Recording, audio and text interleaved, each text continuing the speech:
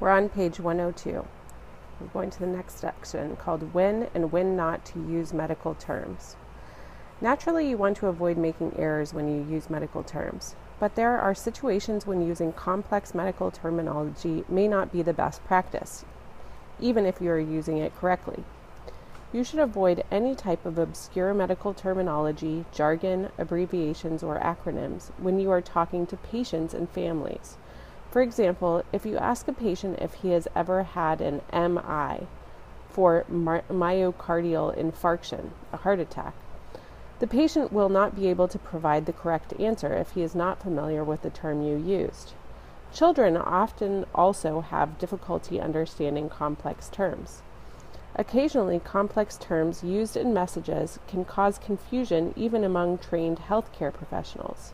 If there is a potential for ambiguity, or if the person you are speaking to may not understand, do not be reluctant to revert to simple terms. The language of medicine, like any other language, must be applied appropriately and practically in any given situation. Okay, we're going to page 103. The language of anatomy and physiology.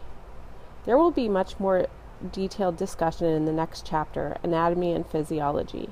However, we should first understand that describing body systems and functions requires a working knowledge of the associated terms and phrases. Anatomy is the study of body structure. When talking about anatomy, you will use terms to describe particular organs and systems.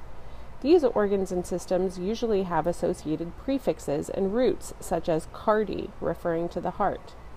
Anatomy also requires language that describes location and position. Physiology is the study of body function. The terminology of physiology describes the actions of organs and organ systems. For example, diffusion describes the movement of a solute from an area of low concentration to an area of high concentration.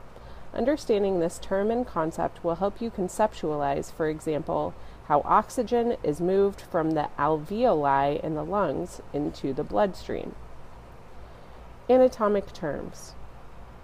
As an EMT, you will often have to describe where an injury is located or where a patient describes feeling pain, so you will need to know terms for direction and position. These terms will be discussed in the next sections. Directional terms.